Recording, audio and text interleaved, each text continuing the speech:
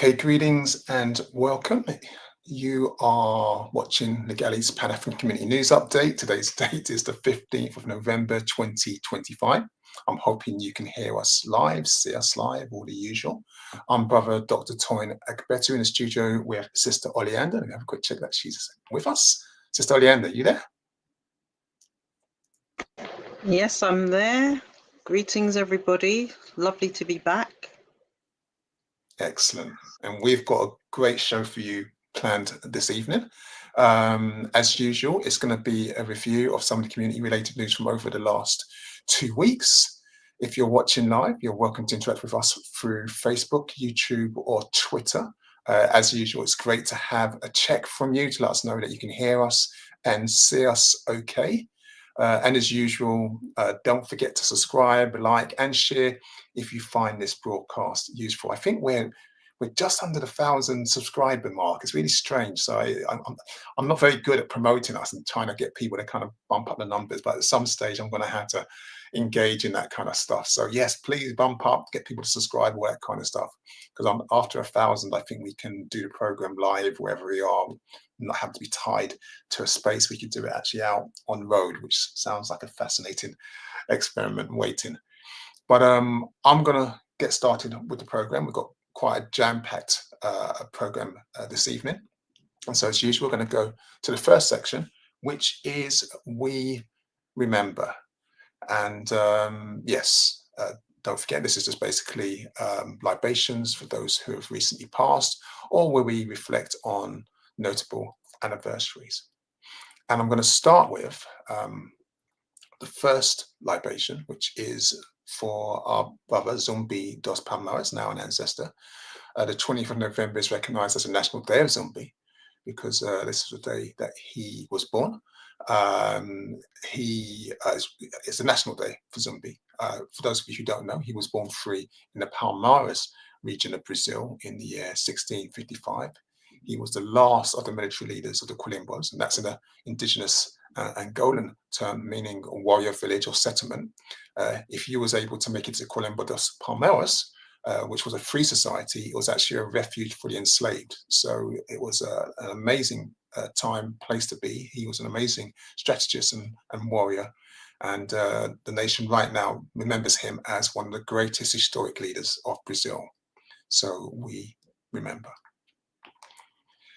The next notable libation is for our ancestor Chinua Achebe, who was born on the 16th of November 1930. He was baptized Albert Chinua Mugu Achebe. Now, his novel, Things Fall Apart, which was published in 1958, it was his debut novel, lent heavily on the old traditions of the Igbo people, and it made him a world-renowned author, thinker, and critic of colonialism.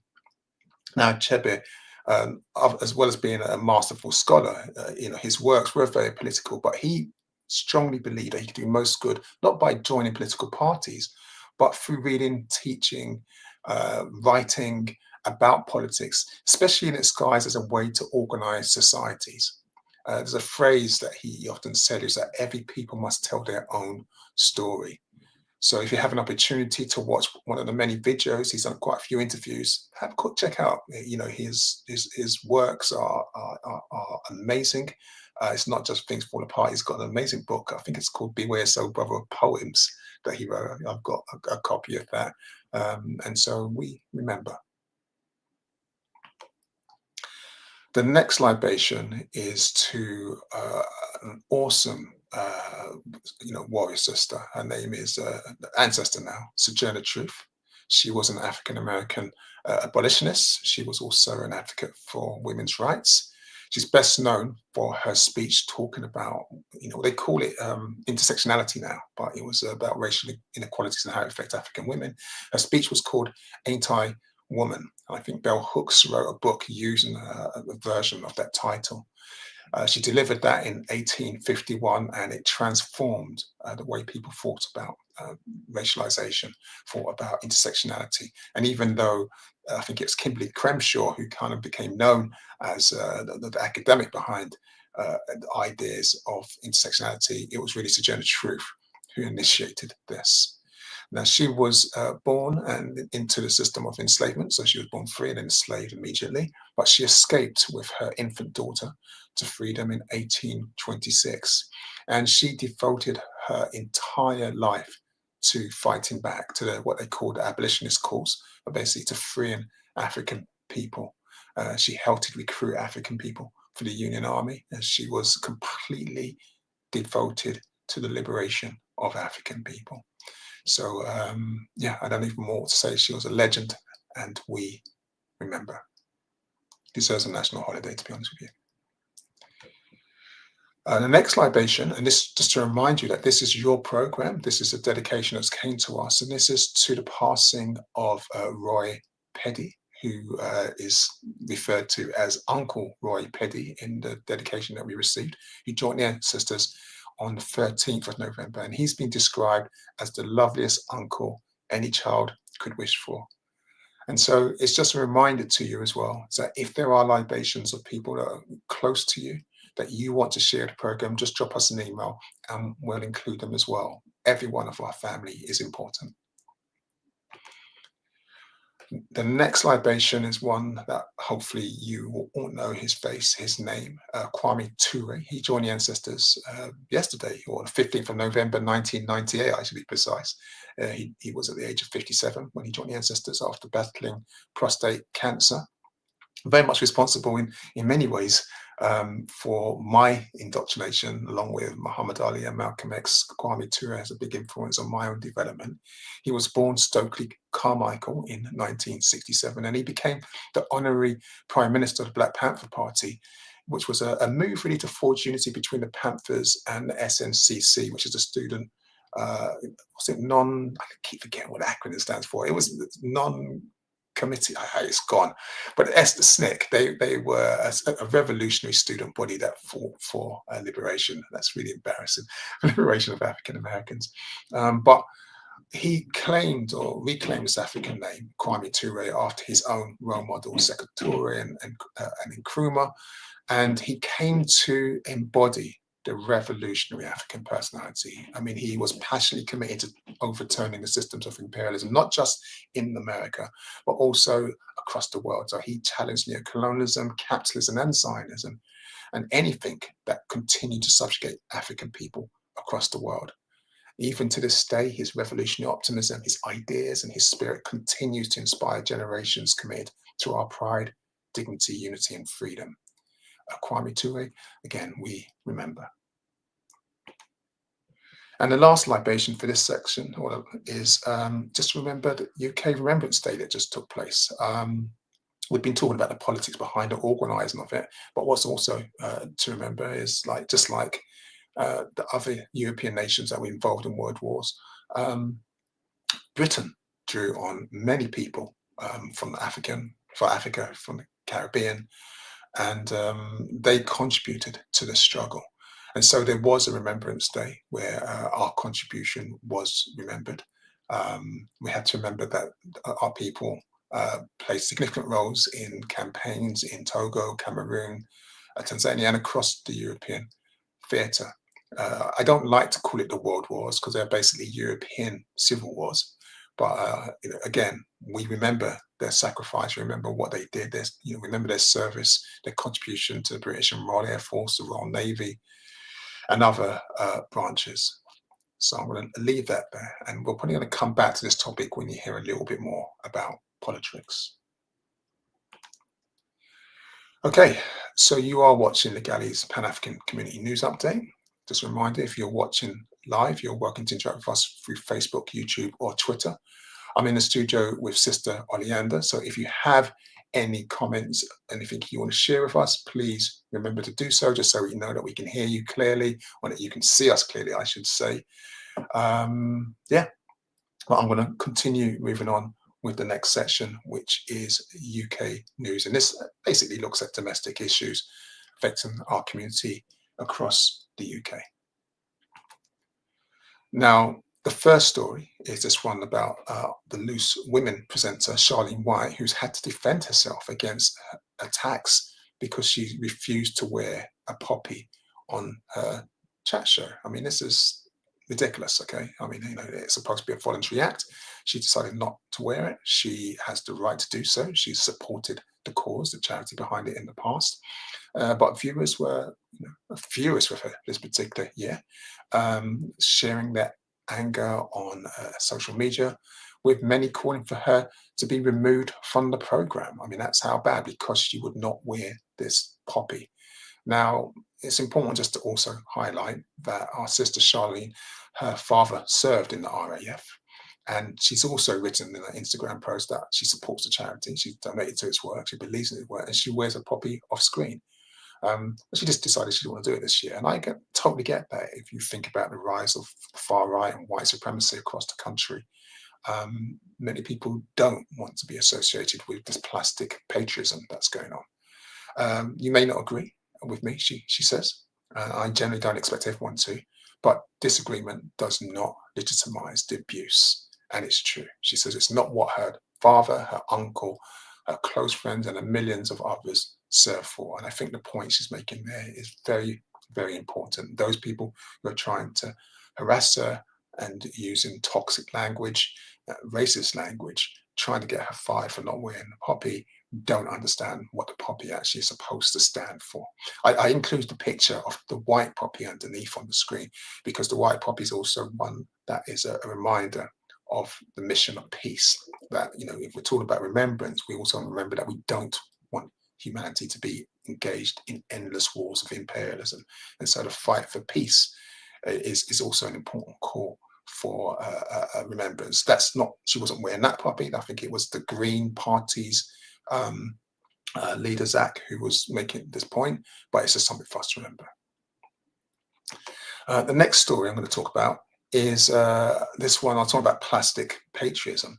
And this is one where you might have seen these, the Union Jack being used up and around the country to petrify migrants or people with heritage outside the West. So people like myself from the global South, where my father came from Nigeria. And one council, Medway Council, has fought back, and it said, look, anyone who erects a flag illegally is going to have that taken down, because they see the national flag as being hijacked and used as a sign of division and intolerance. And it's nice to know that that's their actual words. They do see it as hijacked. And I say this, some of you may have seen some of the social media footage this week where people have been attacked for refusing to have flags erected outside their homes. So there's one particular footage where a couple of men are erecting a flag outside an elderly couple's house and a younger couple's house. They're saying, look, we don't want this outside our home. They're European heritage. They're saying we just don't want to support. And they're filming them and abusing them, and saying that they can call the police and they're gonna, it's theft if they take it down, and assaulting them. And so what's happening is that some of the councils across the UK are now pushing back and saying, no, you're not doing that in our name. You're just a thug. So Councillor Finks Mabel of Medway Council has said, look, it's sad that in our communities, the national flag, which should be a matter of national pride, has now become a sign of division and intolerance, which has no place in Medway. He continued that since the flags have appeared, I and many of my council colleagues have received emails from local residents writing about their disappointment that our streets and our national flag have been hijacked, with many of them expressing that they no longer feel safe in their local area. And I get it, right? So this is actually a positive piece of politics. You wish this would happen on a national level, but at least this is what's happening with this particular council.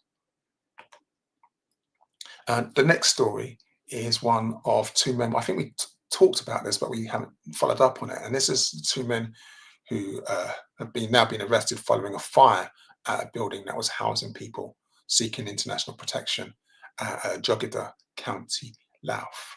Now, 5 people were ultimately rescued from the top floor of the building, according to the Irish broadcaster RTE, and a number were taken to hospital for medical assessment. So those rescued included 4 children. It's really important to understand that when these plastic patriots are running around claiming that they're trying to reclaim their country and setting fire to buildings with migrants and asylum seekers, that they're also attacking children. The same people who would claim to be against paedophiles are trying to burn children to death.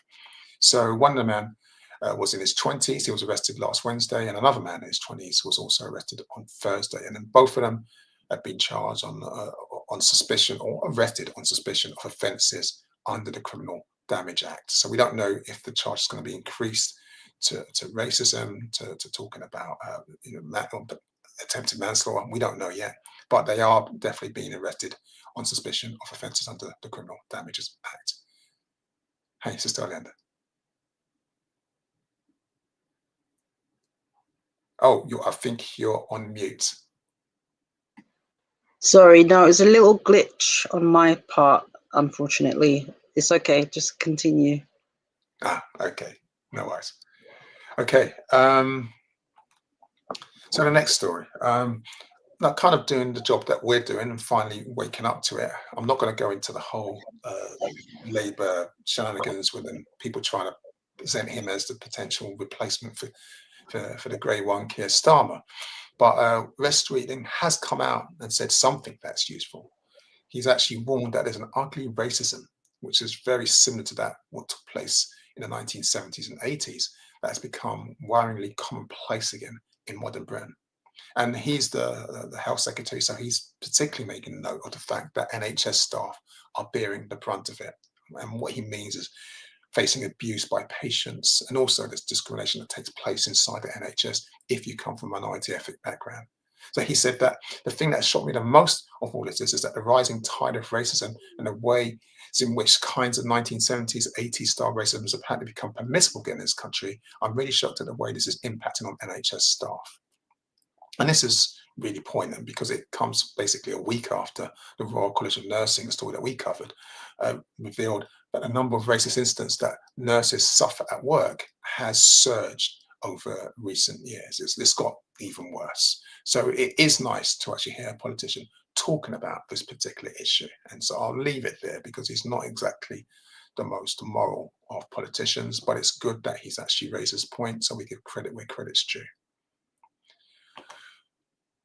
Talking about morality and the Labour government and some of the issues that we have, we've expected them just to understand basic decency. We have the situation now where we have a couple who are appealing to the Home Office to expedite a visa decision to grant permission for their 8-year-old daughter, our little princess, Latiana, who's actually in Jamaica and in a destitute area with her grandmother. Her parents won't have to come home, right? It was a disaster what took place, as we know, in Jamaica. But they're apparently dragging their feet. So just to give you some background, her mother's Jamaican, Kieran Bigby. She came to the UK to join her British father, Jerome Hardy, in 2023. They married earlier this year. They've been saving up to pay for the visa application fee of more than, and this is what irritates me, £4,000. That's how much it will cost them for the visa so that their daughter can join them in the UK. Now, they applied for the settlement visa for her in June, and they're still waiting for a Home Office decision. I don't know what's taking so long. I don't know why they're dragging their feet. I don't even know why this country wants £4,000 for parents who just want to be reunited with their daughter, who's now left stranded after the damage that hit the space where she was living in Jamaica, the town she was living in Jamaica. But either way, we do have some support from the MP, Dawn Butler, who's urging the Home Office to really just make a decision on this visa, to speed this up. They've also got a lawyer helping them out with this. But these are the sort of things that should not be happening in the UK, but they are, unfortunately. Another update is, I don't want to speak too much about this. We've covered this in previous programs. You might be happy to know that the ex-BBC Radio 1 and former Capital Extra DJ Tim Westwood has appeared in court at last for his first hearing since being charged with 4 counts of rape last month. Now, he's also been charged with 9 counts of indecent assault and 2 accounts of sexual assault. 3 of the accounts of indecent assault are alleged to have taken place in BBC studios in the 1990s. And just as a reminder, the charges relate to 7 women, some as young as 17 years of age. The allegations span from 1983 to 2016. So we don't have any more information on that, but he is now in court, and hopefully the drip news will find out if those people who've been alleged to have been assaulted get justice. Yeah, I just wanted to say that with all of these things, all of these stories that we hear coming out, people knew about this before. This isn't a surprise for many, many people, and it's really upsetting to know that the people, the victims of his crimes and many other so-called celebrity personalities just continue to get away with it for decades before anyone has the guts or the, feels safe enough to be able to come forward and say, actually, this is what happened to me. It's terrible. Yeah, it is. And it takes quite a long time, really, before the shine kind of comes off their celebrity status, and people start to believe the victims, because for a long time the victims are treated like gold diggers, as if there's something wrong with them. But this is another issue. I don't want to kind of like talk about this particular clown. We saw the same thing with P. Diddy, Puff Daddy or Puff Daddy, I don't know what you call him now. In America, it took ages before he came to trial. Same thing like R. Kelly, but they do finally, not all of them, but finally there's a chance that some of them get justice. I'm going to move on. The next story is one that we've been talking about for a while, and unfortunately it's more statistics to depress you. Yes, babies born to African mothers in England and Wales, and those from the most deprived areas in the UK, are significantly more likely to die while in neonatal units. This is according to figures by a study led by academics in the University of Liverpool. This is quite tragic, because this is now, we're talking about maternity deaths. We're talking about, even if babies born, placed in a neonatal unit, that their risk of them not making it is also still high. This is a non-continuing issue. This particular study uses data on more than 700,000 babies admitted to an NHS neonatal unit between 2012 and 2022. And what they found out was that babies born to African mothers had the highest mortality rates for the majority of years in the study, with an 81% higher risk of dying before discharge compared with babies born to European mothers. Samir Sabiran, who's a PhD student at the University of Liverpool and the lead author on the study, said that this analysis showed that socioeconomic and ethnic inequalities independently shape survival in neonatal units, and maternal and birth factors explain only over half of the socioeconomic and ethnic inequalities. And this is really scary, because what we're hearing now is that it doesn't matter about the technology of the neonatal, doesn't matter the competence of nurses, something else going on here. That if we know that the identities of the mothers and thus the children and the backgrounds, so I don't like using the word class, but the class background, we know so something about their ethnicity and also about their class background is affecting the chances of their children surviving. It is an ongoing story and it has different dimensions. This is another one, but it's also useful to always know what the latest research is on this particular issue. The next story, this really frustrating. This one is about a cosmetic shop in Peckham that has now been fined over £30,000 after it was caught selling illegal and dangerous skin whitening products for a second time. Now, we covered this particular issue in the Legally film Beauty Is many years ago, how until we adopt different beauty standards, until we decide that we don't need to conform to other beauty aesthetics and that we are beautiful in our own rights, then there's going to be these vultures, these parasites who prey on our community. And so with this particular store, which is called Kings and Queens Beauty Supply on Rye Lane, the council first visited them in July 2024, and they seized around 300 cosmetic products worth £1,000. Now, when they analysed some of the creams and oils and serums, they had bizarre brands. I say bizarre, you're probably familiar with them. Things called White Secret or Perfect White or Nature Secrete Lightning. They had all these kind of exotic names of encouraging African people to kind of like dilute the skin colour and become kind of like chemical whites, and they weren't labelled with mandatory safety or traceability information, which suggests that they may contain banned substances. And of course, they're investigating those issues. But one of the lotions, the Nature Secrete Moisturing Lightening Lotion, had nearly 6% hydroquinone. And Legally has spoken about this with what he talked about these kind of shops, because hydroquinone is carcinogenic, and having 6% hydroquinone is 3 times above the legal limit, and that's even before the EU-wide ban in 2001. You've got to remember, now that we're out of Brexit, there's a lot of things that the UK tries to go independently, so it can actually just kind of harm us and profit out of us. But the ban across the EU is something that UK shops are supposed to kind of adhere to as well. So it has been banned as skin liners since 2001 due to links to irreversible skin damage and organ toxicity. So, I mean, again, they're fined over £3,000 or £30,000. Like I said, in the past, the reason why we made the film Beauty is because what was happening is they would get fined, and who would pay that fine for them? Well, it would be our community. So they would get fined, we would just shop back inside there, and they would again start selling us toxic materials that is killing us. And I spoke about this with our babies. What also is said to be a link is also some of those chemicals that go into the bloodstreams could also get into the feeds. We don't know.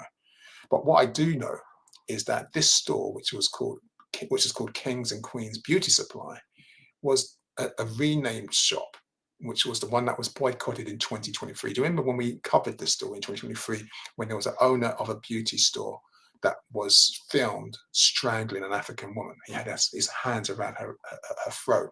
This is that store. And so they renamed themselves Kings and Queens Beauty Supplies. And this is playing on our own insecurities, our own desires to be, kind of like kings and queens and regal. We made them rich, and they're poisoning us, and they're being fined.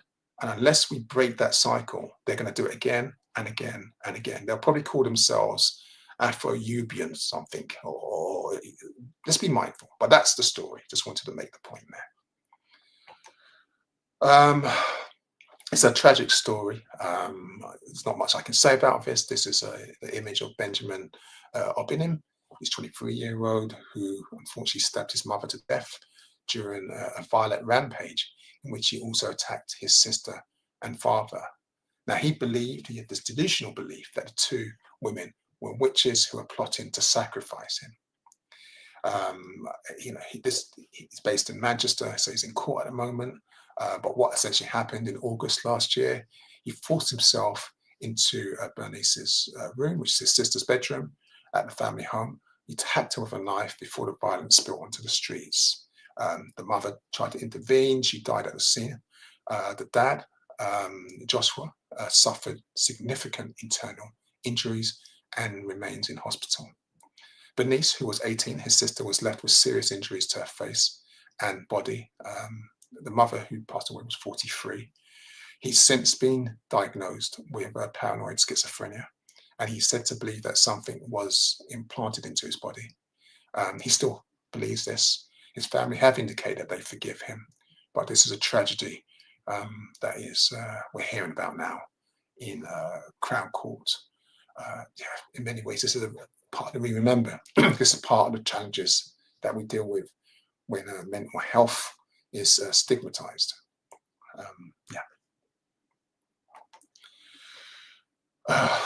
Okay.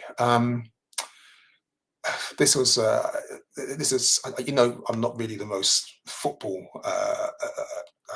savvy person. So this forward, Preston North forward, his name is Milutin Osmajic. He's been given a 9-game ban, which apparently is a really big ban. It doesn't sound like it to me, after he was charged with racially abusing the Burnley midfielder Hannibal Medbury. That's the brother you can see below. Now, this incident was supposed to have occurred during a goalless draw with a football team called Burnley in February. And so it now means that Osmajic will miss all the games up to December. So apparently this is a big thing. I don't particularly know if it is, unless he's not going to get paid for the games he's missing. I don't actually know a ban what that does. But Osmagic has strongly refuted and denied allegations.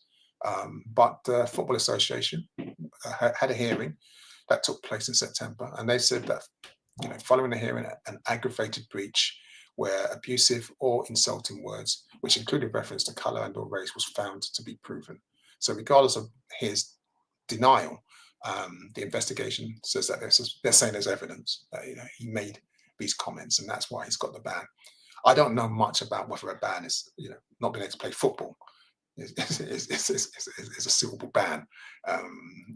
Like I said, unless you're not going to get paid for that and it's something punitive and it goes on a record, I don't know. But that's the news.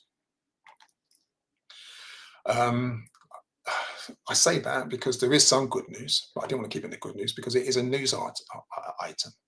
So the sister that we're looking at is Yvonne Hunt, and she has finally successfully been reinstated.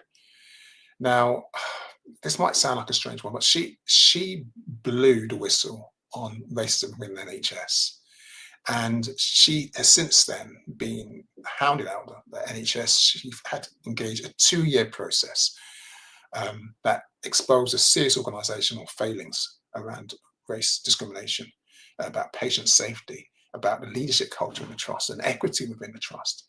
But instead of addressing these issues, the trust suspended her, stating that allegations were made against her and therefore that's going to be priorities. So thankfully, there was an intervention by the Royal College of Nursing, and she has now finally been reinstated, her name claimed, she's received an apology. The investigation concluded that there was no case to answer against Yvonne, and the highlighted systemic failures, including the trust failure to properly investigate race discrimination concerns and equitable treatment, had merit. Now, the trust has issued a formal statement, apology, and confirmed Yvonne's return to her role as Chief Nursing Officer and board member. And she's returned to the trust where there's a new leadership team in place, and she's feeling incredibly supported and happy to be back.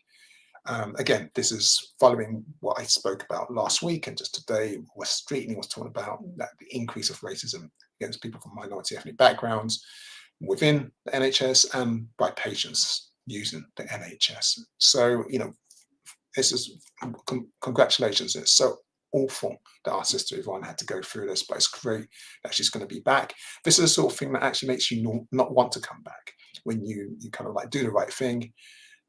And what happens is that you go through hell, your name, your reputation is tarnished. But she held out, and and she's back. This is why when I hear about a 9-game football match ban, it seems kind of nothing compared to kind of like what our sister Yvonne Hunt had to go through. The next story.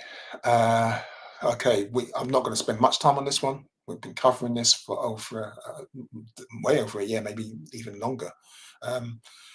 Robert James Purkis, I spoke about him last week, if I remember correctly. He's the soldier who's accused of murdering our sister, Agnes Wanjiru. He's now been arrested. He's told a Westminster Magistrates Court that he did not consent to his extradition. And this was after Kenya's Director of Public Prosecution said that he was wanted in the African nation for the alleged brutal murder of Agnes. Now, the hearing, which took place on Friday, was told that a colleague of him, of Purkis, saw him crying outside the Lion Court Hotel at the time of the alleged murder. And when asked why he was crying, he said, "I've killed her." His own defense at the time is said to have been it was sex that went wrong.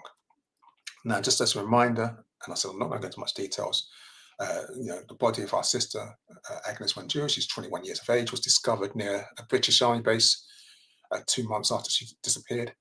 And an inquest in 2018 concluded that she'd been murdered by British soldiers. And so it's been a long fight for the family to secure justice. We still haven't got there yet. We have the barrister for Purkis, who says that he completely, vehemently denies murder. And we have that perverse situation where he's actually receiving funding from the Ministry of Defence. That means that we are paying for his defence. But at least he'll be extradited. At least there'll be a court case. So if we have a positive outcome from this particular trial. And the last story for this section is it's a strange one, actually. A judge has actually ruled that a young teenager, British African, whose parents left him in Ghana on purpose, so he didn't know, did so because they were fearing that he was at risk from gang culture in the UK. And they said that they wanted him to stay there until at least the end of his GCSE exams. Now, the boy was outraged and he was really angry, so he took legal action against his parents. And he sought a court order that would force his return. Because what they did was that they enrolled him in a boarding school and arranged for him to live with his extended family in Ghana without telling him. So he's really upset. But the boy's parents went to court and said, look, we don't want him to return until he's finished his exams because they don't believe they can keep him safe. If he comes to the UK, especially into England, there's a danger he's going to get caught up in some kind of gang culture, gang kind of violence. And actually, the judge agreed, and he's staying in Ghana. So it's a very a strange story because normally we would be against the state, but there is something to be said that there's something in British culture, if you think about what's happening on the far right, this radicalization thing, that is expediting those who are vulnerable to this kind of like violent culture that exists in the UK. And if the family had made a judgment call that actually he's safer kind of there, then he's safer there. Yeah. Okay. You are, my voice is gone. You are watching the Ghanaians Pan-African Community News Update. If you're watching live, as usual, you're welcome to interact with us through Facebook, YouTube, or Twitter. I hope you can hear us okay. I hope you can see, and everything is technically going on fine. Oleander's on the decks watching over all the comments. If you have something you want to say, then please, you're welcome to do so. Subscribe, like. But the next section is a review of politics around the UK. I'm going to fill up the whole screen for an image while I'm going to sweep this water.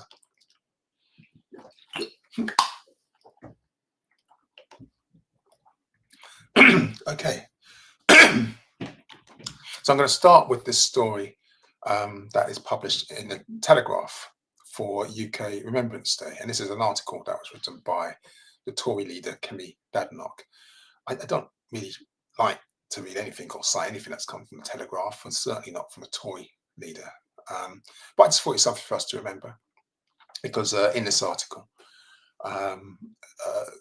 Kemi Badenoch is actually asking and saying that the spirit of D-Day must not be forgotten and must be used to inspire the young.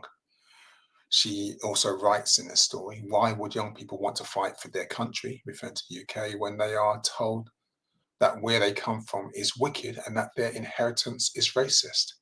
Now, these kind of comments is that usual kind of whitewashing of imperialism, of colonialism, of slavery, and and it's disappointing that it's coming from Kemi Badenoch. But it's important to remember that this is the new phase of politics, where we have actors in high places who come from minority ethnic backgrounds from the global south, who are parroting and promoting white supremacist narratives and projecting this power across the world. So Kemi Badenoch continues to write that this is the country that spent a fortune to end slavery in the world, and our history is something to be proud of. I'm not even going to unpack the ridiculousness of that state. She does, however, state that the Victoria Cross has been bestowed on heroes from Australia, Canada, Fiji, Grenada, India, Jamaica, Kenya, Nepal, New Zealand, South Africa, Sri Lanka. And she also includes, quite deliberately, the word Rhodesia. Again, I'm not going to unpack this, but she knows what she's doing. These are, in one way, saying that there's a faint recognition of people from the global south who Britain was involved in colonizing, and also recognizing the white supremacist name for Zimbabwe and refusing to honor the fight of our African freedom fighters against imperialism. But one thing I do want to say And if you look at the image, you'll see, I'll kind of blow it up again. If you look at the image underneath it, there's what we call the Black Poppy. I think Selina Carty was one who founded this organization, because there were about 2 million servicemen and women from Africa and the Caribbean who contributed to the British war effort across both European civil wars. And that includes what they call World War I as well. And so when you hear these kind of stories about, a few civilians, she talks about 2.5 million Indians in this article. She doesn't make any reference to anyone from the Caribbean, for example. We have to remember that she's talking about we must combat historical amnesia, but she's also responsible for perpetuating it. Politics. Moving on to politics, it's not just the Tories who are engaged in this kind of revisionist, racist kind of approach. We also have the Bristol City Councillor Fabian Breckles, who made a comment under a post of a photograph of an individual from a minority ethnic background who was being accused of stealing gas canisters. Accused, so we don't even know if he did it. And he wrote, "This idiot needs locking up, and if he's not British, then he needs deporting afterwards." It's a really interesting statement.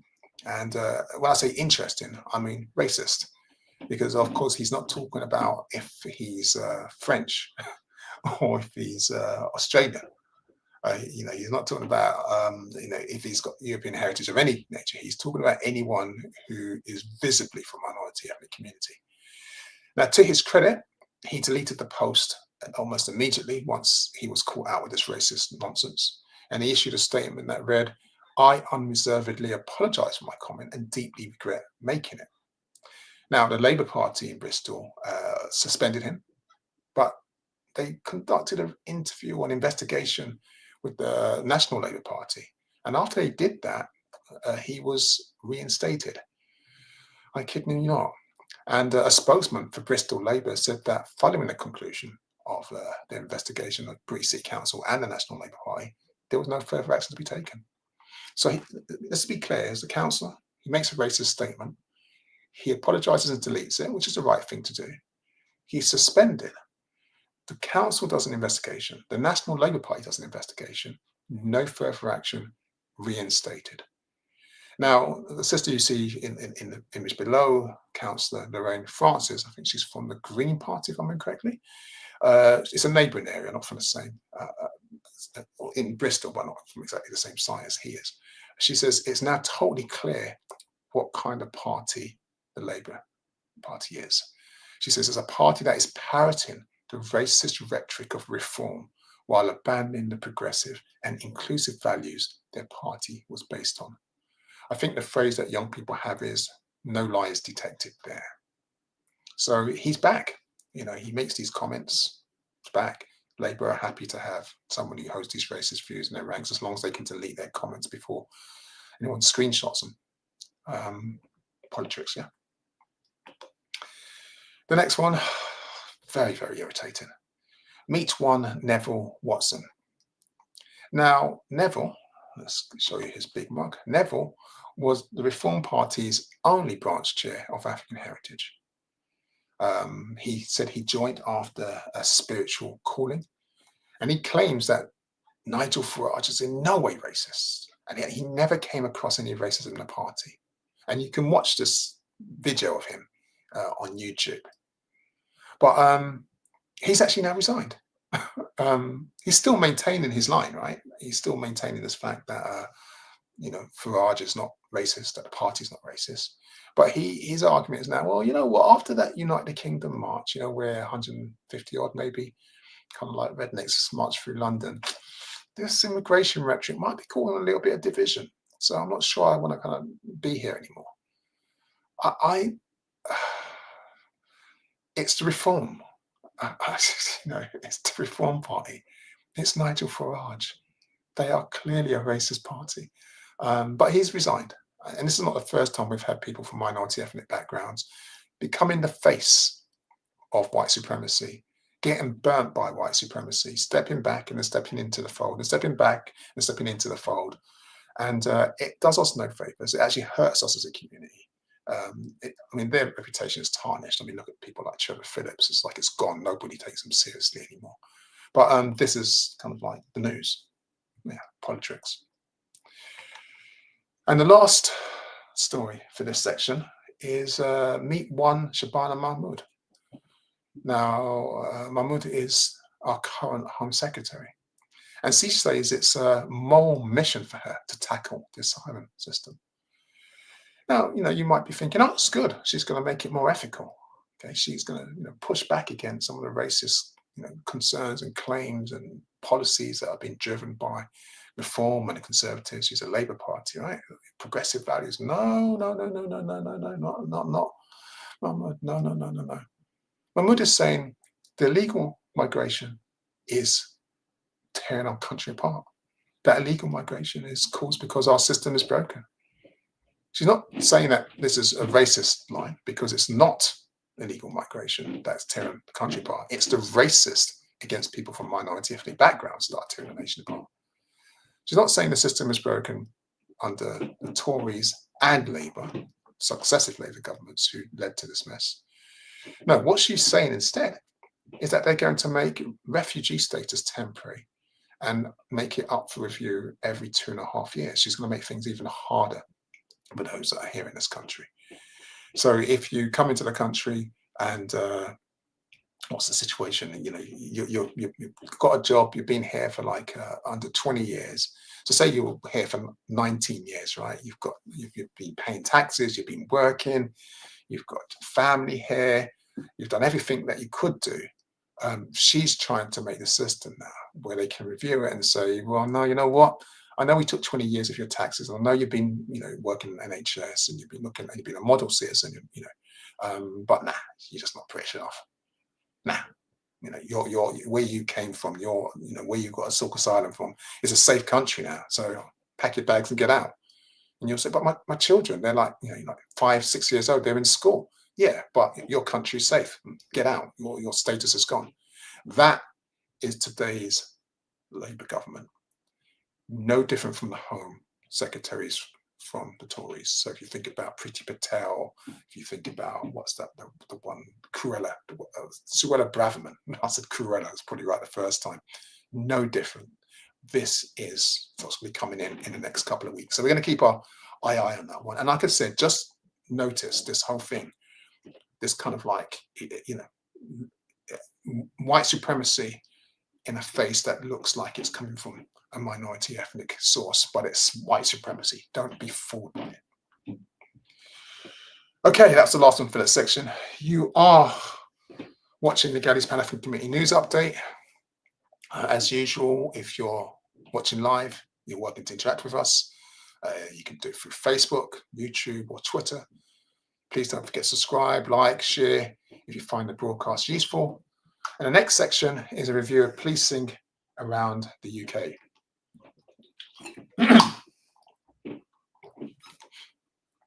And the first story I'm going to start off with is the report we spoke about. I think it was last fortnight. And this was the 30 patterns of harm. This was an independent report by Dr. Shireen Daniels. I don't think we would have even heard about this if it hadn't been for the National Black Police Association and the work that they were doing to highlight the fact that the senior officers were trying to hide it. But nonetheless, it's out there now. So the MPS, that's the Metropolitan Police Service. It's not even a police service. I hate that S because it's a police force. So when we say MPS, it should be MPF. But they've finally published this report, which was commissioned to assess the effectiveness and impact of the London Race Action Plan, which is the Met strategic framework for becoming an anti-racist organisation. And the report draws on more than 40 years of evidence showing how racism has shaped the Met's relationship with African communities and affected staff and officers of African heritage as well. Now, Daniels told our sister, told The Guardian, that the review was the first into the Met's anti-blackness, that's her term. Of course, we use Afrophobia as academics and organisers moving forward. But she was the first look into the Met's Afrophobia, I'm going to say, to focus on the institution itself rather than an individual scandal. And she concluded that the force's design made it inevitable that racial harm keeps reoccurring. Now, in the report, the Met Commissioner, Mark Rowley, is criticised for refusing to use the term institutional racism, claiming it's political and unclear his motives for doing it. And the National Black Police Association said that Rowley has created an echo chamber around himself, surrounded by individuals who reassure him that progress is being made, while simultaneously maintaining the very structures that enable institutional racism to persist within the service. Now, I tried to get access to the file. It is actually online. If you type it in, 30 patterns of harm, you can actually access it through a Metropolitan Police link. But when I try to download the report so I can read it next week and stuff, there's 2 reports, 2 parts to it. I couldn't download it. So you can actually read it online, but you can't download it. And that really knocked me. I'm going to try again after this program. And there's a message on their website that says you won't be able to access the file through the Met after the 16th of December. So if you want to get access to it, please try and get access to it as soon as possible, because after the 16th of December, it's going to vanish. It's just going to disappear like it never happened. So they'll say that they released it and they shared it into the public domain and it's gone. And I wonder how many other organizations use this kind of shifty approach where they share the information quickly. They don't tell anyone. I mean, the public release or the press release that came out, I didn't get a copy of it. I signed up to their newsletters and stuff like that. I didn't hear about this from them. And it just disappears. But anyway, that's policing in the UK.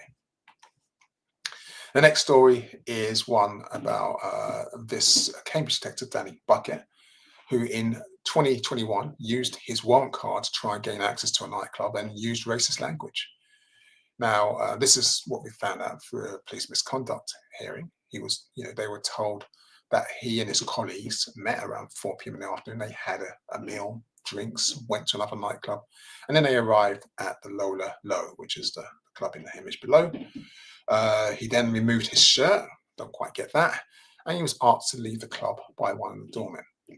He then re-entered the club, and the club was forced to eject him, and it was the same doorman. And in that process, he used a racial slur. Now, Bucket says that he didn't, and it looks like it's clear now that everyone finds that he did. There's more. I was reading through some of the papers. It looked like he'd been cleared from this. I think he actually stepped down from the force. So even though he's been found guilty or the case has been found against him, they can't fire him because he's already retired. And this is part of the problem that we've been talking about. To Rowley's credit, I know what everyone's saying in the last story. To his credit, hopefully the changes that have been taking place will prevent that from happening, that they can get rid of these bad ones really fast, because there's a lot of them. But this is the situation here. And I say that because I know the next story is about the Metropolitan Police officer, the sergeant, who said that a detainee deserves to be beaten up. And he's now become the 6th officer based at Charing Cross Police Station who's been sacked following the BBC investigation. So this is actually quite a good thing, right? It's like he didn't have time to resign, and the misconduct process was much faster. And I can understand how that's bad for morale if you are a serving officer. But then what that should be telling you is, don't be racist, don't be sexist, don't be homophobic.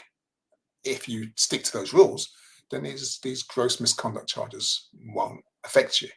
But anyway, Lawrence Hume, he's a detention sergeant, was dismissed on the 7th of November at what they call an accelerated misconduct hearing, which also heard he used a derogatory term to describe the detainee.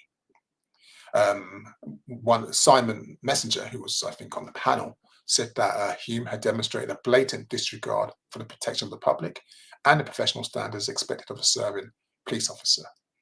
Now, for those of you who've seen the documentary, it's a 6-minute clip which he was in, and that was played to the panel several times. He said of the same detainee, charge him, send him to prison, throw away the key, adding, don't care, deserves to be beaten up, don't he? That's a police officer. So that's why he's lost his job. This deserves to be beaten up, this abusive kind of like comment. So it makes you think about what happens if you're a police officer doing this, and how come someone who's a councillor, who's got power over the lives of people in Bristol, in his parish or his area, can still retain his job with no further action. Perhaps the changes that are happening in the police need to happen in Parliament and much faster. I wanted to show a clip. I didn't get a chance to add to this news stories in politics, where David Lammy, who I'm not a great fan of morally, I think he's an awful human being when it comes to ethics. But I don't want it to be racially abused. There is this clip by Robert Jenrick, who uses AI to masquerade and to present him as a clown. I'm not arguing that he's not a clown, but there is a policy in the House of Parliament which says that you're not supposed to, kind of like call them dishonourable, call them liars, etc., misrepresent them in a certain way, and Jenrick's refusing to stand down, and he's getting away with it. And this hypocrisy really worries me. They don't have the same robustness or approach that we would face in our jobs, and that people in places like the police face. Politicians still protect themselves from that level of scrutiny and that level of accountability. But hey ho, I'm reporting the news, not yet making it. Okay, that's the last for that section. Now we're going to go to the fun stuff. I say fun stuff. White supremacy in the UK here. Just as a reminder, quite quiet today actually. You are watching the Galleys Pan-African Community News Update. We are live, so you're welcome to interact with us. Sister Oleander's in the studio, so please, if you have some comments or something you want to say, share, or say, please feel free or welcome to make your point or to ask questions and stuff. We'll try and narrow it down. It is your program. It is supposed to be interactive. We're happy doing this, and we're going through the program. I said there's a lot of news we're going through, and don't forget to subscribe, like, and share if you find this broadcast useful. So now this next section is a return to one, and we took it out not because the problem had gone away, but because it's quite patchy, it's quite hidden, but sometimes it's quite overt. And this one we're calling white supremacy, which is about white supremacy practice that's taking place in the UK. And so the next story is about a Conservative councillor and the party's former chair in Cornwall, and she's been accused of old-fashioned racism after suggesting that Britain cannot sustain the volume of young, she says, black males flooding the country and jeopardizing safety. And unfortunate for her, she couldn't delete her message before it was screenshotted, so we have an image of it here, so it's here for perpetuity. And so she was forced to resign. In the petition, you can see it. If you want mass deportation of illegals in dinghies, signs petition comes from Rupert Lowe, another racist. But he's an independent candidate now, MP. He was kicked out of Reform. Can you imagine being too racist for Reform? It's boggles belief. Anyway, asked why people's skin colour mattered. This councillor, Pauline Giles, stood by her comments and said, because they're black, aren't they? That's why it matters. I mean, they're coming over in boats, and I've seen the boats. And I'm not making a big thing of this. I'm not prejudiced because I have friends of many colours. I mean, that's exactly what she said. I wish I was making it up, but no. 2025 councillor, right?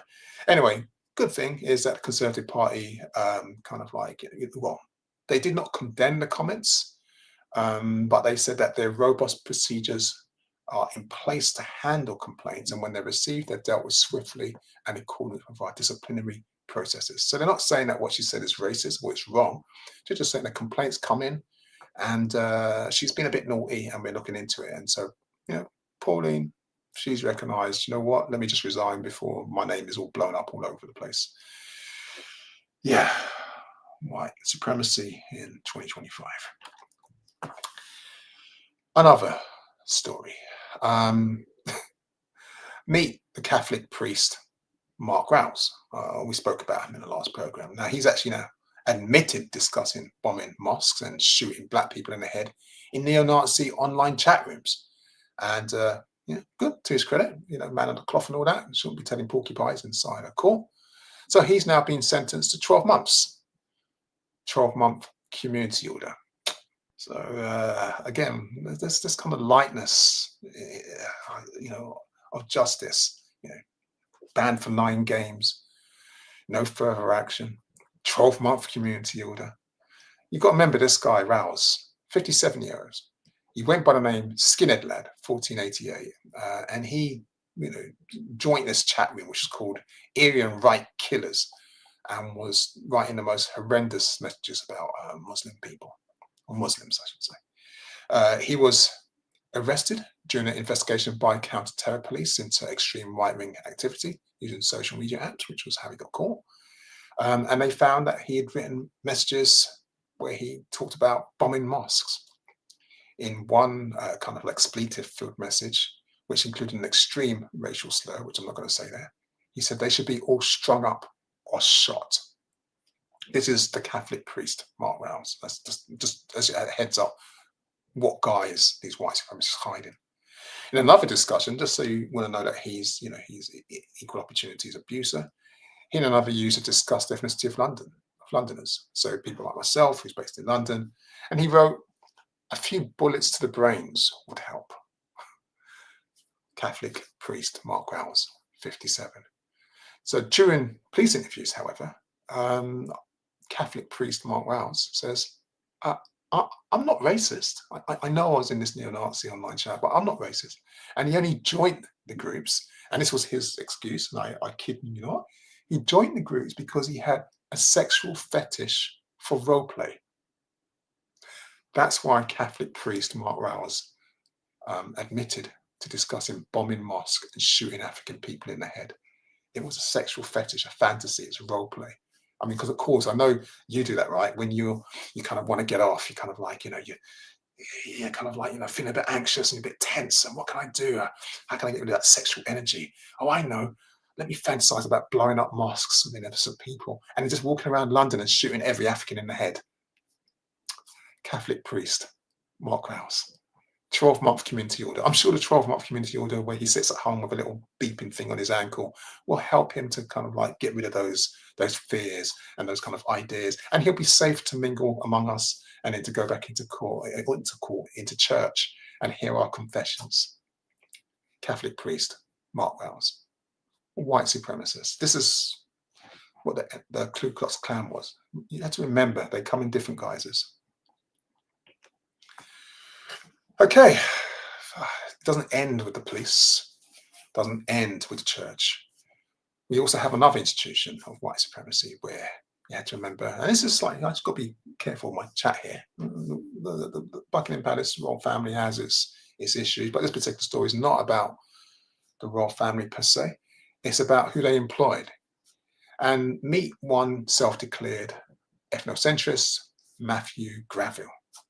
And he's the chief propagandist for a far-right network, which was exposed recently on ITV News. Now, you can check out the video on YouTube or the ITN or ITV web platform. And he's a former Buckingham Palace employee who is now helping to forge an Anglo-American alliance of white supremacists intent on bringing neo-Nazi tactics to the UK. Yay! Okay, this is our former Buckingham Palace employee. Now, he was known by the pseudonym of John. I mean, it's such a straightforward name, right? John. John the neo-Nazi. John the ethnocentrist. John the white supremacist. But, ITV did some really sterling work and they identified him as Matthew Graville. He's 26 years old. He's from Leicestershire. He travelled to Texas in September to meet a who's who of senior figures in the American fascist movement. You can see that in the image below. So he's joined this gathering of Thomas Rousseau and Robert Rondo. So these are the who. And when he's asked, "Are you a white supremacist?" I'm not a white supremacist. I'm an ethnocentrist. Now, ethnocentrist is another word for white supremacists. Ethnocentrists really are people who believe that their ethnic group, they just don't use the same language of race. So they don't say white or black. Same way I don't use race, white or black. I don't use race as a language. He just says that our ethnic group is far superior to another ethnic group. And so his exact words were, "I believe in supporting and advocating for the interests of my people, currently be driven to the verge of extinction." And this is, if those of you have heard about the replacement theory, which is another white supremacist mantra, this is very familiar with that.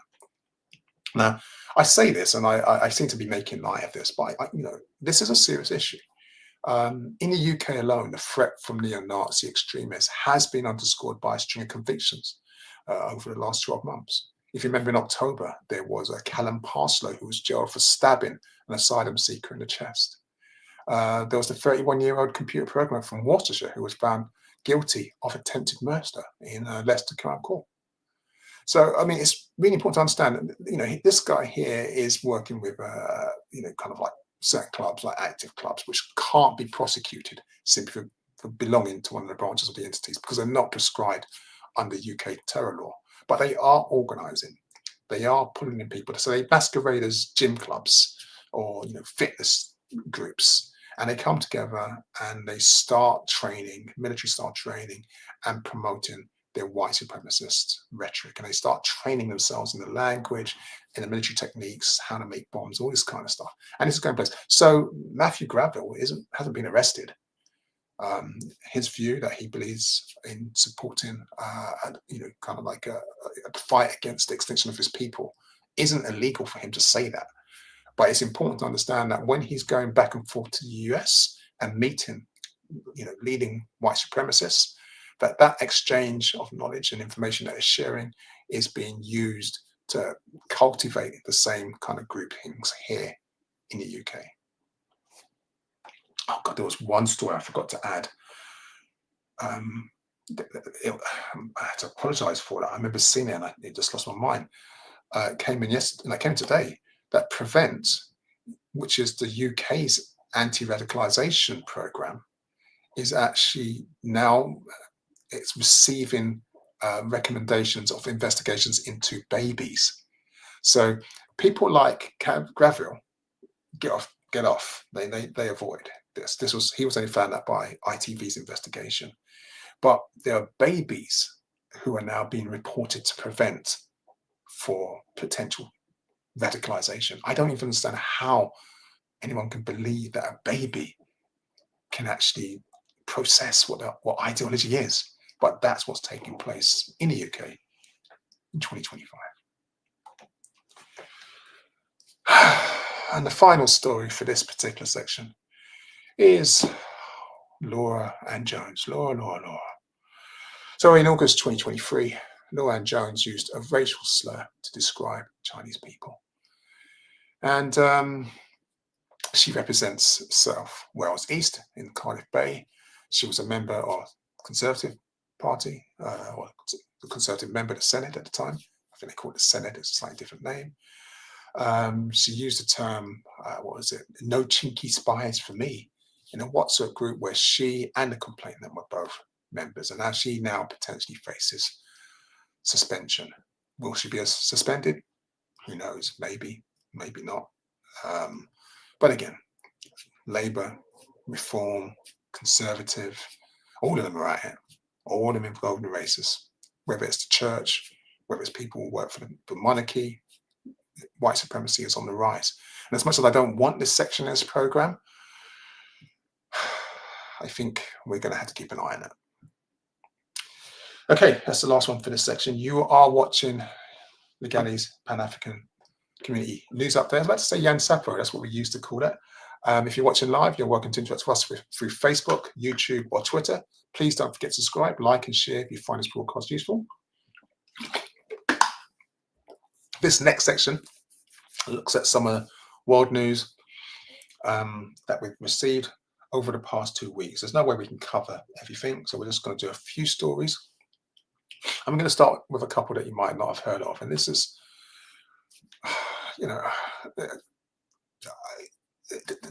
don't know how to explain this one. How do we explain this?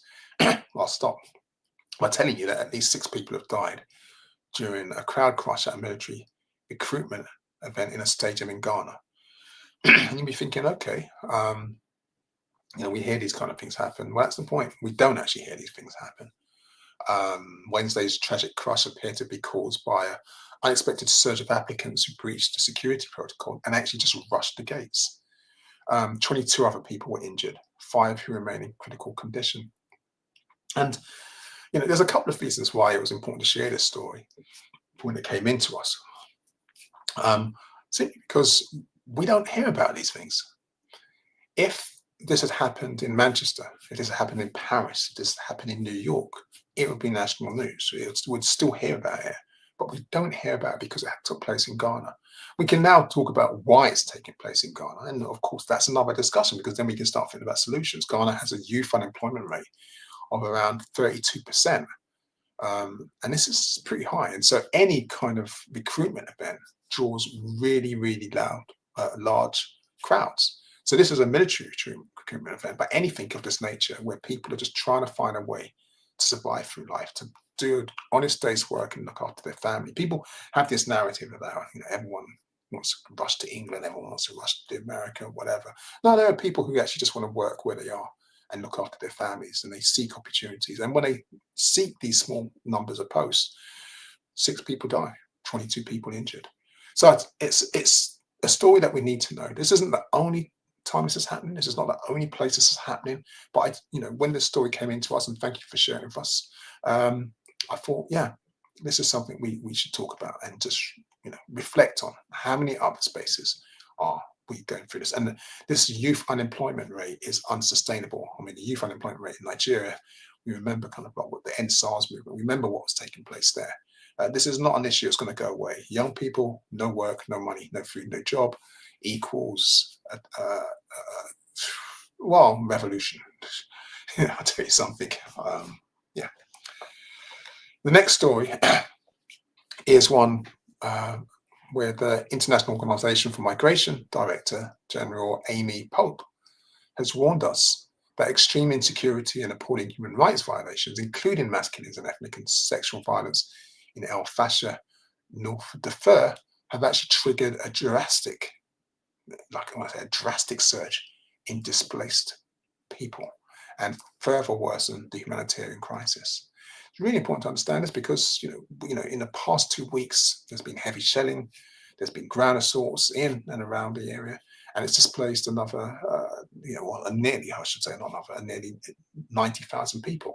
And they're all being forced to flee through unsafe routes with actually no access to water, food, or medical assistance. Now, 90,000 people are fleeing, and these are families. Remember, it's not just individuals, these are families that are fleeing. But tens of thousands of civilians remain trapped inside the city, surviving in famine-like conditions as hospitals, markets, and water systems are collapsing. The violence is spreading in other regions of Sudan as well. So between the 26th of October and the 9th of November, an estimated almost 40,000 people fled fighting. And so this is an ongoing issue. And we're not hearing about this. I mean, even I feel guilt when I say, we mustn't forget what's taking place in Gaza. Of course we mustn't. There is no ceasefire. But we mustn't also forget what's taking place in the Congo, what's taking place in Sudan, in this particular issue. But we're completely unaware of what's taking place. I saw, I don't have the details, unfortunately, there's another protest that's been organized before the end of this year to kind of highlight the issue in Sudan. I doubt it will get the media coverage it deserves. I doubt it will make the pressure that's needed to prevent the Saudi governments from financing these conflicts. But it's important that organizations like the International Organization for Migration raise these kind of issues so we are aware of what's taking place. It's not enough.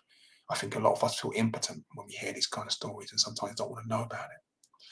The same is true with the next story, but it's a slightly different position because this is about a massive landslide that has struck a mining site in Kawama in the Democratic Republic of Congo. And so we hear about the conflict, we hear about the war, but we're also forgetting that people are losing their lives simply trying to make money for their families to survive. So at least in this particular case, which has happened recently, 100 people have been killed. But this is a recurring problem. I thought, let me find out what's going on. So I did a Google about kind of like mining problems in Congo. And you type in DRC Congo mining, and you find this list of constant like landslides where people are getting trapped and dying. There was one in June of this year, which saw an estimated 300 people killed. And this has just got worse ever since gold was found in the area. And people are desperate to find money, so they're going to these mines and to these narrow holes, which have the infrastructure is so weak, and they're losing their lives. So it's not just the conflict that we think about that we should focus on when we talk about kind of like militias going through, kind of like the kind of like a jihadist kind of issues and all these other types of problems. It's also just a day-to-day life living. I talked about, young people looking for a job, losing their lives. Now people trying to do honest day's work, just mining, losing their lives for gold, not gold that they're going to wear, gold that they can sell so they can eat. Okay. Oh, I think I put this one in the wrong place. Okay. Oh, perfect. The timing, you saved me. No, I just wanted to show a comment. Chazelle one says, "I've never heard the news about Darfur's. It's so sad." And it just shows you that we know that around the world we're only shown the news that they want us to see. So there's so many news stories around the world that are just kept hidden from us as just so that we don't know about it. And Yeah. and I honestly believe sometimes if you watch the news, you see some nonsense story coming up. And it's because they're just trying to keep us away from the real truth of what's happening.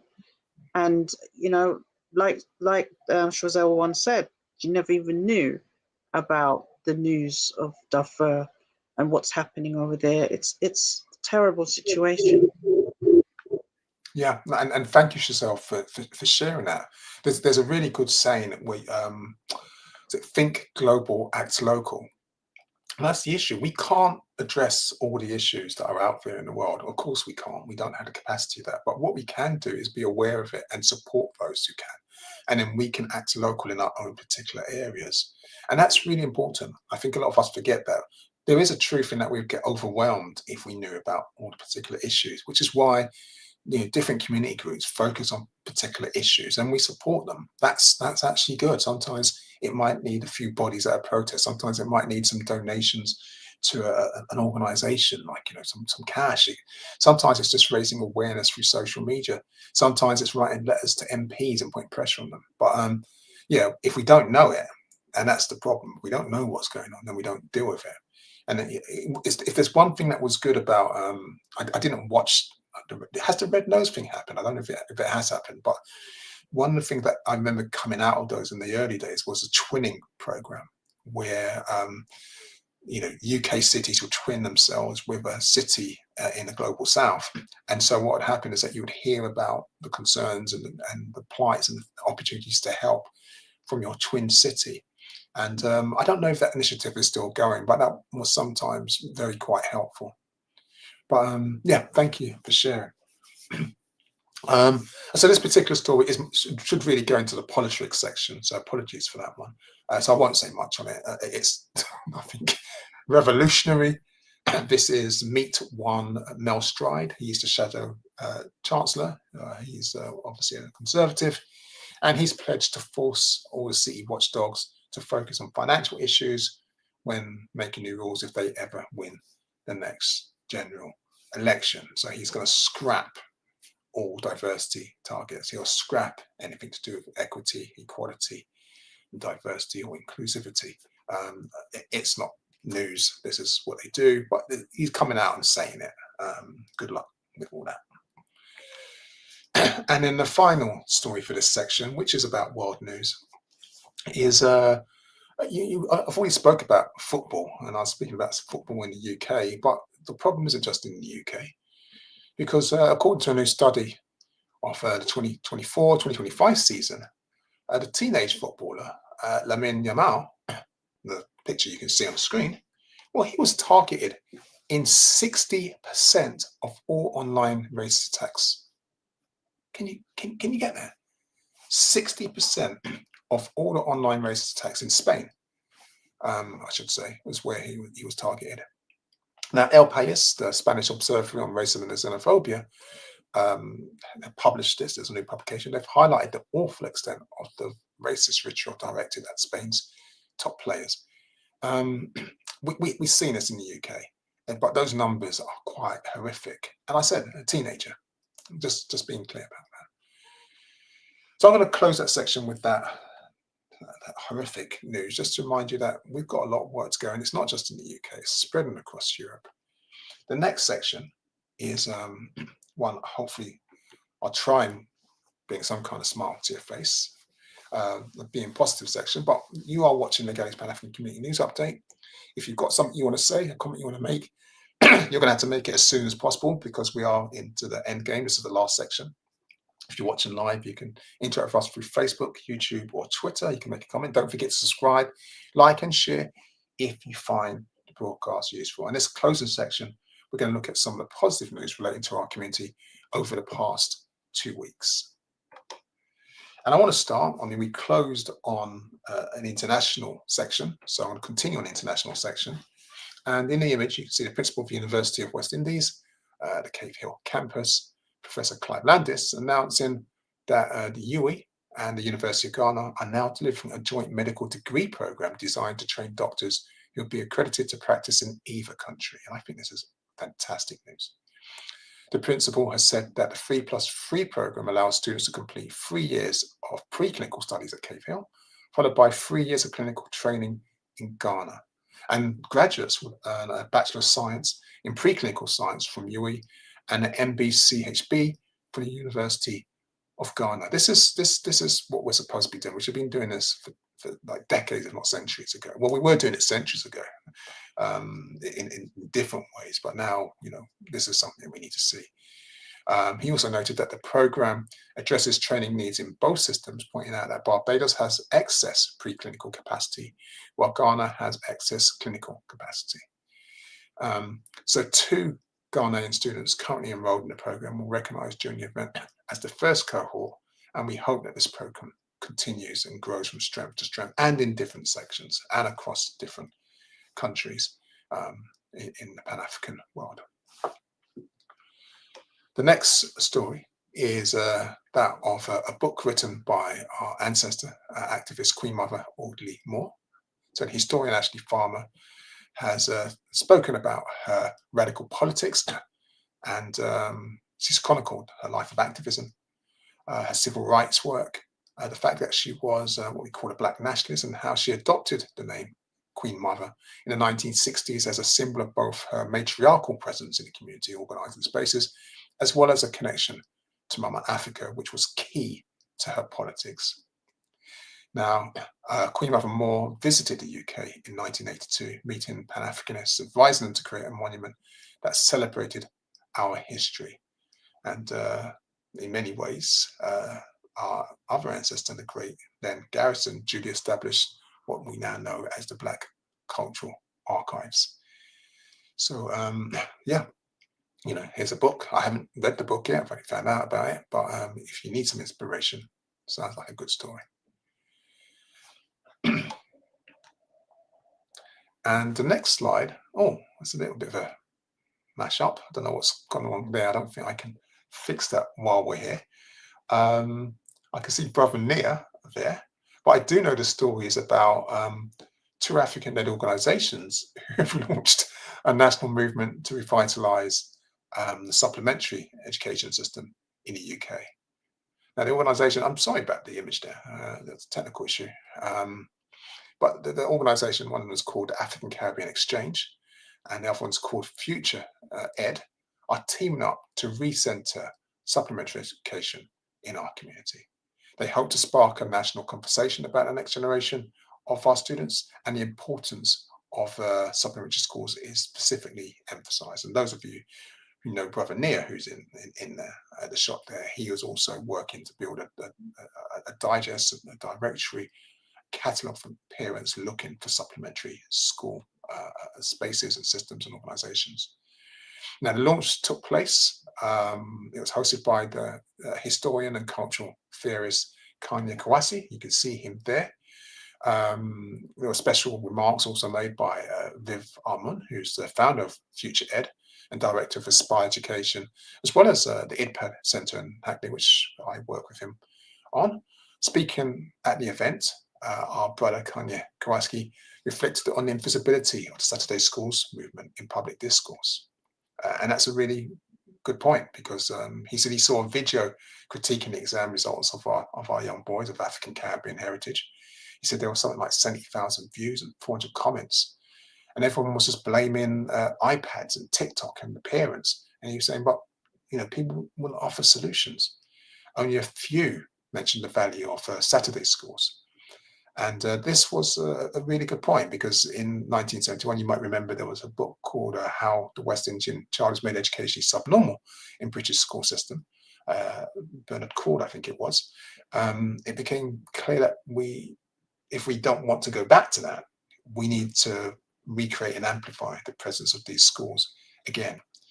So, this project, put together by Future Ed and ACE, and ACE, just so those of you who don't know, was founded by the boxer Anthony Joshua, aims to champion positive narratives, create opportunities, and provide capital to empower and support the African Caribbean community in the UK. And they actually recognised, which I really love, they gave an award to our brother Nia, whose NABS, which was the National Association of Black Supplementary Schools, was established in 2007 and ran for almost 18 years. So sorry about the image, but hopefully, if you find out more about this or you're interested in Saturday schools, you can contact one of those organisations and find out a bit more about that.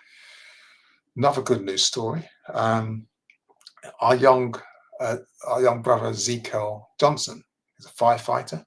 He's just started on the job, and he played a vital role in rescuing a family, including 3 children, in the first week. Now, they were trapped in a second floor flat in Norbury after an e-bike battery exploded on the ground floor. He heroically entered the building, helped put out the fire, and he's been praised and recognised for his courageous work. And I think sometimes we forget that, there are many of us who do jobs which no AI is able to do. I mean, I'm sure that someone out there is thinking, right, I'm going to build a drone with fire extinguishers attached to it, and we're going to, you need, sort of like to acknowledge the bravery of some of our people. And Ezekiel, well done. He says, when I arrived, a ladder had just been pitched by the Norbury's crew. I could see people at the second floor window with smoke pouring out, waving their arms. The officer in charge said, somebody needs to go up the ladder immediately, and I did not hesitate. And because of that, that family is still alive. So, yeah, well done. Okay, the next story, for those of you who have been with this program will know about Sister Space, the UK's only specialist domestic abuse for women of African and Caribbean heritage. Well, they've purchased a large building and the land it sits on, and they're now planning to open a groundbreaking refuge. Now, the Sister Space's founder, which is our sister Ngozi, she says that they're one step away from finally opening the refuge and are now fundraising to cover the operating costs to staff the house. So for those of you who are unaware, Sister Space was founded in 2015 after the brutal murders of Valerie Ford and her baby by Roland McCoy. And they campaigned under the banner of Valerie's Law, which calls for the mandatory cultural training for police and agencies to better support African women facing domestic violence, because they were and are still being continuously failed by the system. So far, their fundraising has raised £20,000, or 20,800 to be precise. They're looking to raise 350,000. So if you've got a little bit of change in your pocket and you want a good cause, there you go. The next story is a strange one, positive one, and especially if you've been listening to some of those decisions that are being made by judges, the leniency of some of these panels. We now have the case of our sister Margaret Obbie, and she's been appointed as a High Court judge in England and Wales, and her elevation marks a milestone in a judicial system that has long faced calls for greater diversity. Now, if you heard me hesitate, it's because those of you will know that I don't really see the British legal system as a justice system. I see it's a legal system that occasionally dispenses justice. But it won't change and it won't get better without improving its diversity, without there being more experience, more knowledge. And so our sister, who's now going to be known as Justice Obbie, was born in North London. She's going to be assigned to the King's Bench Division, where she's going to bring over 27 years of experience as a solicitor and 7 years of judicial experience as a Deputy High Court Judge, a Deputy Upper Tribunal Judge, and a Chair of the Competition Appeals Tribunal to the role. So she is pretty experienced. takes a long time for her to actually reach this position, but at least she's there now. And I do have some confidence in our sister. I don't know her, but I do remember her ruling that the Sri Lankan Tamil asylum seekers were unlawfully detained for 3 years on a remote island of Vega Garcia, and that was widely reported, and that was her. So we know that she's not frightened to call out justice when, or injustices when when they need to be called out. So yeah, we'll see this as positive news.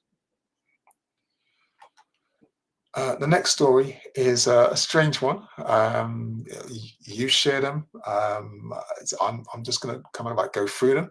This one is I say a strange one. It's positive. It's not really my cup of tea, but our sister Bemi Ojogun, you'd think I'd pronounce Yoruba names better, known to her nearly 300,000 TikTok followers as Boss Auntie. God, I don't know what's happening with me. I'm tongue-tied.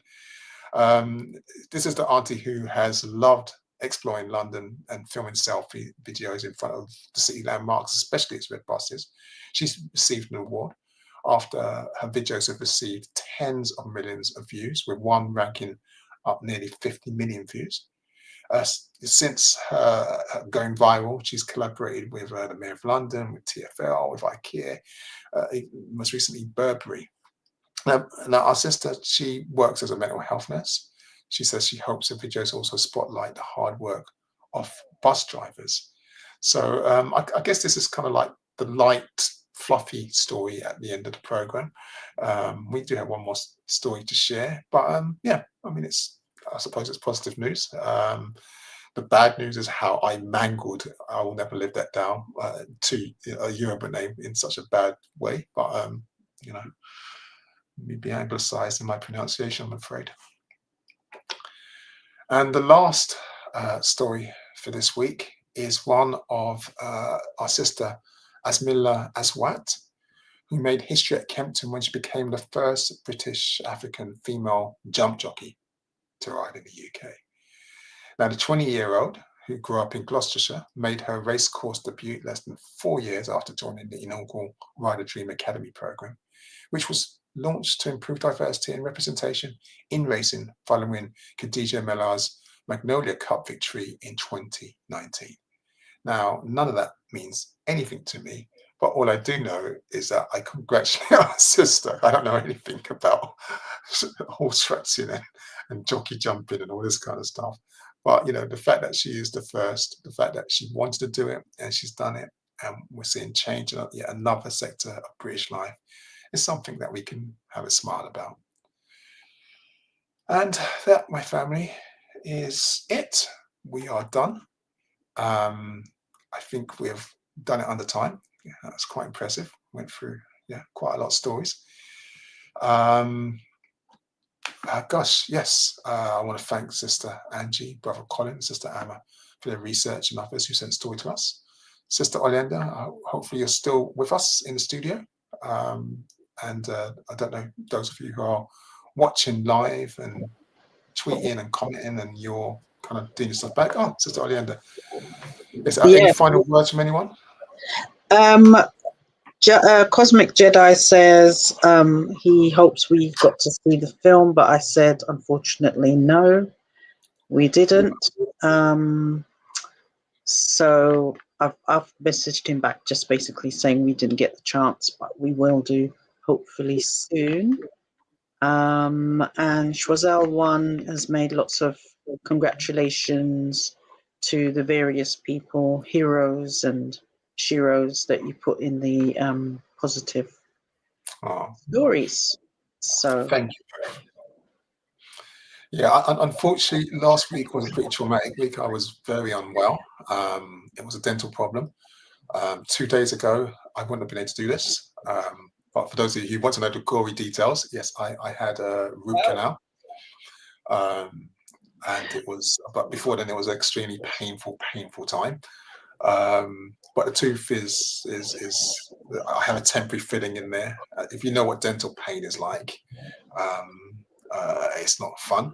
And so I'm probably oversharing, right? Yeah, I am, because the feeling came out, and it was yesterday, and it was even worse. But I'm okay now. So well, I'm not okay, but I'm much better. I'm not on painkillers. I've been on painkillers all week. But yes, we're going to wrap up. Sister Oleander, who's had to part with my suffering for the last 7 days, or actually much longer than that. It took it in years. Any comments you want to say before we wrap up? No, just to say, give thanks everyone for joining in, and your comments as well. And hopefully we will see you again the next time. Thank you.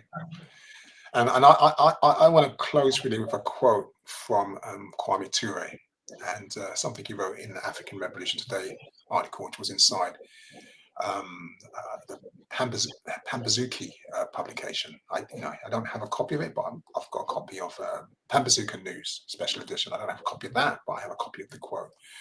Now, we had a libation to Kwame Ture, otherwise known as Stokely Carmichael, and this is during his phase as the All African People Revolutionary Party. And I read this, and it just touched my heart. And he wrote, "The more you love the people, the more you work for the people. The more you work for the people, the more you want to know the people. The more you study and know the people, the more you love the people. And the more you love the people, the harder you work for the people." And that kind of sums up pretty much my life, my philosophy. When I say that Kwame Ture still inspires many of us to this very day, I wasn't exaggerating. So please remember, our next broadcast is Sunday, 30th of November at 6 p.m. Don't agonize, organize, as you probably heard before. If you want to get involved, you can join a collective, Pan-African organization. Just support someone, support an initiative. If you can't join an organization, volunteer, donate, whatever it is you can do. Don't forget to support our community journalists. There's many of us and having a really rough time at the moment, as well as presenters doing their best working in the mainstream media. That's from Melissa Sigotto, Dean White, Fleury. There's many others. That story about the white supremacists came from an ITV source, another brother working in mainstream media. And I'm going to close with the usual saying: be safe, be good, and as ever, may the ancestors continue to guide and protect us. Ashe. Ashe.